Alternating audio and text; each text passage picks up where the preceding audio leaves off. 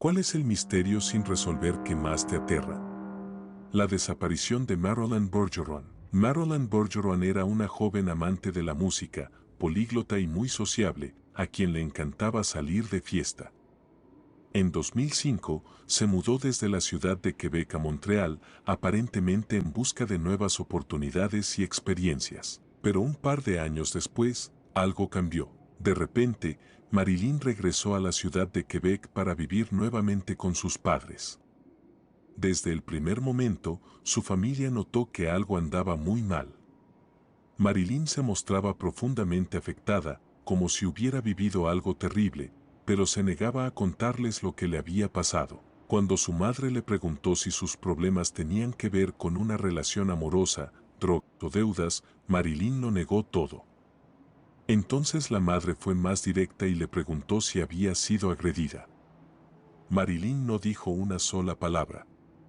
Simplemente rompió en llanto. Su madre le sugirió que hablara con un psicólogo. Una amiga cercana también intentó que Marilyn le contara lo que la atormentaba. Marilyn solo dijo una frase escalofriante: fue peor que una violación o presenciar un crimen. Poco tiempo después, una noche, Marilyn dijo que saldría a caminar. Nunca regresó. Han existido varios reportes de personas que aseguran haberla visto, pero la mayoría no han podido ser confirmados y ninguno es reciente. Este caso de desaparición no solo deja la clásica pregunta de dónde está Marilyn, sino algo aún más perturbador. ¿Qué fue lo que le ocurrió en Montreal que la dejó tan destrozada como para decir que fue peor que una violación o presenciar un crimen? Hasta hoy, nadie lo sabe. Y el misterio persiste. Si te está gustando, suscríbete. Siguiente historia. Ben Tyner, un vaquero de mi zona, desapareció repentinamente un día bajo circunstancias muy extrañas. Su caballo, completamente ensillado, fue encontrado 2 días después de que se le viera por última vez. Estaba en un camino maderero, bastante lejos del rancho donde trabajaba y al otro lado de una autopista, una zona con muy pocos pasos peatonales. No había huellas que seguir en la nieve fresca. Su perro y su teléfono se quedaron en casa, y según quienes lo conocían, nunca salía sin ellos. Su familia dijo que no había comentado nada sobre salir, y por lo general siempre avisaba antes de ir a algún lugar. Se hablaba de la necesidad de reunir ganado extraviado, pero nunca dijo explícitamente que iba a hacerlo. Salió en horas de la tarde o al anochecer, lo cual no tiene sentido si su objetivo era buscar vacas perdidas. En los 2 años previos, entre 4 y 5 personas más desaparecieron en esa misma región. 2 semanas antes de su desaparición, fue entrevistado por la cadena pública canadiense CBC en relación a un incendio provocado en una iglesia, un crimen que también sigue sin resolverse. Por razones no especificadas, la policía cree que fue asesinado. Es un caso bastante extraño, al menos para alguien que observa este tipo de misterios sin resolver. Mi hipótesis personal es que, si fue asesinado por alguna razón, nunca lo van a encontrar. La provincia de Columbia Británica es inmensa, con una cantidad alucinante de terreno virgen. Incluso a 20 grados bajo cero, cuando ni siquiera se puede excavar, se puede lanzar un cuerpo en medio de la nada y jamás sería hallado. Si fue un accidente, por ejemplo, cayó del caballo, paró a orinar, resbaló y se rompió una pierna, quizás algún día un cazador o un ranchero encuentre su cráneo. Aquí hay tantos carroñeros que he visto cómo devoran un alce entero y en pocos días lo dejan en nada más que un puñado de huesos esparcidos. No sorprende que aún no hayan encontrado su cuerpo. A un hombre que fue arrastrado por un río cercano lo encontraron casi un año después. Siguiente historia. Kristen Scubis. Kristen conducía por una zona remota del estado de California con su hijo Nick, de 3 años, en el asiento trasero. Varios conductores llamaron a la policía para reportar haber visto a una mujer desnuda al costado de la carretera. La policía acudió esa misma noche, pero no encontró nada. Regresaron a la mañana siguiente, ya con luz solar. Fue entonces cuando encontraron el coche de Kristen en una pendiente muy pronunciada. Ella estaba muerta, todavía sujeta con el cinturón de seguridad. Había fallecido en el impacto. Su hijo Nick seguía vivo, llorando en el asiento trasero. Los testigos que llamaron describieron a una mujer desnuda, boca abajo, inmóvil a un lado del camino. Sin embargo, la policía sostiene con firmeza que no podía ser Kristine, su cuerpo estaba completamente vestido, asegurado al asiento, y habría sido imposible que subiera esa pendiente incluso si hubiera estado viva. Las marcas en el pavimento indicaban que se había tratado de un accidente. Kristine perdió el control del vehículo y salió de la carretera en un tramo sin iluminación de la autopista 50. Desde arriba, el coche no era visible, sobre todo de noche. La familia de Kristine cree firmemente que fue ella misma, desde el más allá, intentando llamar la atención para que alguien encontrara a su hijo con vida.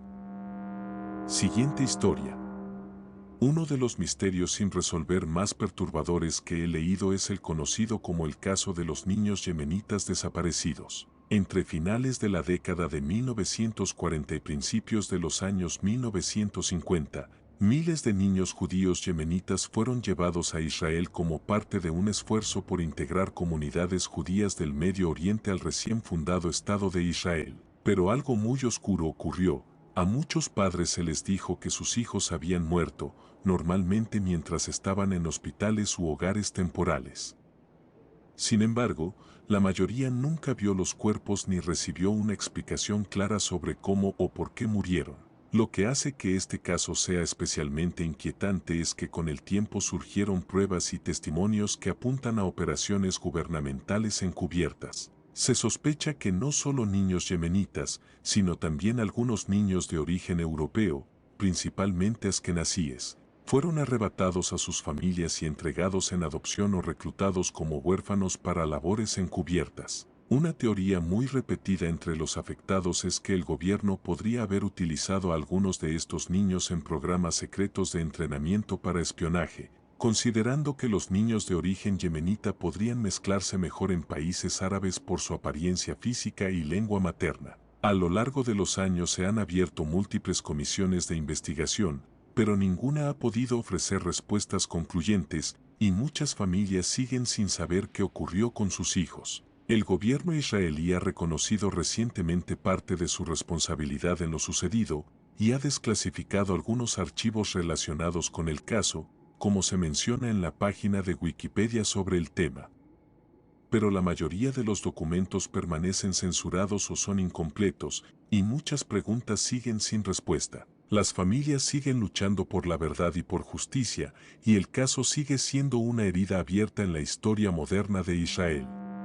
Siguiente historia. Una de las cosas más escalofriantes, en mi opinión, no es un solo caso, sino muchos, mujeres indígenas desaparecidas o asesinadas. Vivo en Dakota del Sur, y todo el tiempo hay mujeres nativas que desaparecen o son asesinadas, y nunca se hace nada al respecto. Las matan y cierran el caso antes de que haya una investigación real, o simplemente desaparecen y nunca más se las vuelve a ver. Tengo amigos que han perdido primas así, desaparecidas, asesinadas, y nadie movió un dedo para encontrarlas. Es como si sus vidas no importaran. Literalmente hay personas en mi estado haciendo cosas impensables y saliéndose con la suya. Me pone los pelos de punta.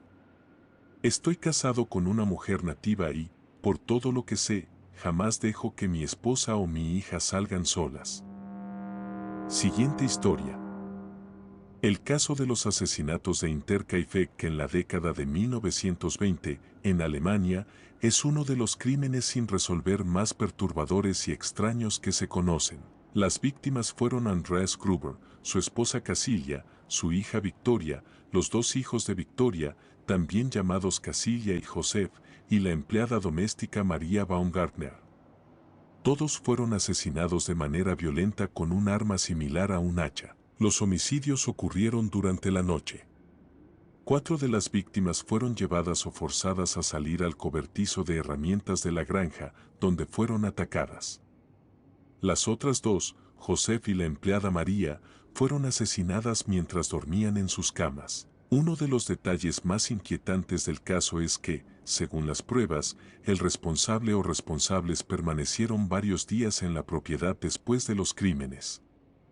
Durante ese tiempo comieron alimentos de la casa y cuidaron al ganado, como si vivieran allí normalmente. Meses antes de lo ocurrido ya se habían reportado cosas extrañas. La familia había escuchado ruidos provenientes del ático, y una vez encontraron un periódico en su propiedad que no pertenecía ni a ellos ni a ningún vecino. En los días previos a los asesinatos, hallaron huellas en la nieve que venían desde el bosque, pero no regresaban, como si alguien hubiera llegado hasta la casa y nunca se hubiera ido. También desapareció un juego de llaves sin explicación. La familia registró la casa varias veces, pero no encontró a nadie. A pesar de que se llevó a cabo una investigación exhaustiva en su momento y otras más en décadas posteriores, el caso sigue sin resolverse. Nunca se identificó con certeza a un culpable, ni se estableció un motivo claro. Hasta hoy, el misterio continúa. Siguiente historia. Viernes, 28 de septiembre de 1973. Hace ya 51 años, Sharon Pretorius, una niña de 13 años, desapareció cerca de su casa en Cornell Drive, en Dayton, Ohio, y jamás volvió a ser vista. Yo tenía 10 años en ese entonces y vivía a pocas cuadras de ella. Conocía a dos de sus hermanos, un chico y una chica. Fui al mismo colegio que estaba justo al frente de su casa, aunque ese edificio ya fue demolido. Sharon debía comenzar 8º grado ese año, pero como era muy inteligente, lo había saltado y ya estaba en 9º grado en Fairview High School. El año escolar apenas había empezado. Era parte de la banda del colegio y ese día se quedó un rato más practicando. Desde ahí hasta su casa no era un camino largo. En esos tiempos los niños caminaban a todos lados. Cuando llegó a casa, tenía una clase de piano en una calle cercana, creo que en Canfield.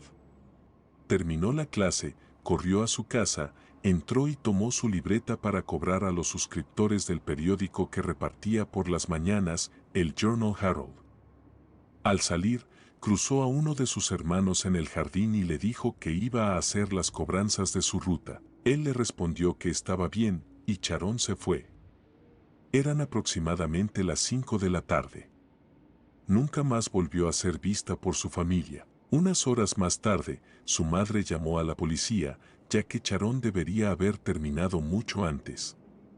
Los agentes fueron casa por casa a preguntar a los suscriptores de su ruta y descubrieron que Sharon no había cobrado a ninguno, ni siquiera al primero. La única posible testigo fue una compañera de su clase. Ella iba en el auto con su tía cuando pasaron por la intersección de Cornell Drive con Philadelphia Drive, a solo unas cuadras de la casa de Sharon. La chica creyó ver a Sharon en la vereda mientras un hombre la sujetaba por los brazos.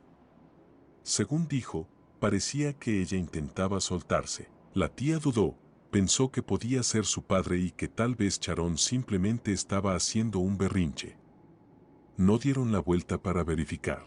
La descripción del hombre era, hombre blanco, de aproximadamente 1,80 m, camiseta blanca sucia, jeans sucios, chaqueta marrón corta, tal vez de gamuza, y sombrero marrón o con banda marrón. Tenía un aspecto descuidado. Sharon llevaba puesto un suéter largo color amarillo con flores blancas, posiblemente jeans y zapatillas deportivas. Tenía el cabello castaño medio oscuro y lo usaba en trenzas. Aunque tenía 13 años, parecía de 15 o 16. Hubo algunos indicios vagos y se hicieron búsquedas en terrenos baldíos a varios kilómetros de distancia, pero nunca se encontró nada. También se revisó bastante Wolf Creek, el cuerpo de agua más cercano, con la esperanza de hallarla allí. Lo más escalofriante fue que 7 meses después, en abril de 1974, apareció una joven sin vida, sin ropa, flotando en Wolf Creek. Todos pensamos que sería Sharon, pero resultó ser otra persona completamente distinta. Hasta donde sé, nunca se ha encontrado otro cuerpo allí antes o después de la desaparición de Sharon en más de medio siglo. Tampoco han aparecido pruebas, pistas ni testigos nuevos. Incluso se analizó el cuerpo de una mujer no identificada que falleció por sobredosis, pero no coincidía con Sharon. Sus familiares nunca dejaron de buscarla. Su madre falleció hace años, El padre ya había muerto antes de la desaparición. Eran 6 hermanos en total, 4 varones y 2 niñas, incluyendo a Sharon. Una familia buena, muy unida, con valores sólidos.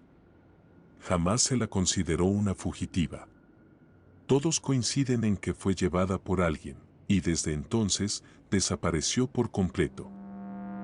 Siguiente historia. Los asesinatos de Tannow North. Como australiano, no entiendo cómo es que recién me entero de este caso. 6 mujeres fueron asesinadas en el estado de Victoria, Australia, a comienzos de la década de 1980. Sus cuerpos fueron hallados abandonados en zonas boscosas, en áreas alejadas de la ciudad. Las víctimas eran muy distintas entre sí, diferentes edades, incluso diferentes orígenes étnicos.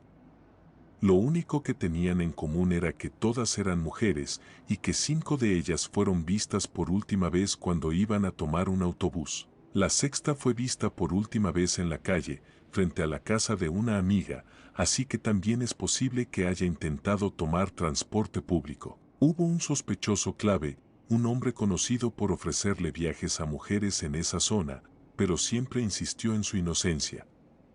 Actualmente ya ha fallecido. La teoría más aceptada es bastante clara, lo más probable es que fueron víctimas de alguien que se ofrecía a llevarlas en auto, alguien que probablemente conocía bien los movimientos de la zona y sabía cómo actuar sin dejar rastros. Lo más triste es que, después de más de 40 años, los asesinatos siguen sin resolverse. 6 mujeres, 6 familias y ningún cierre.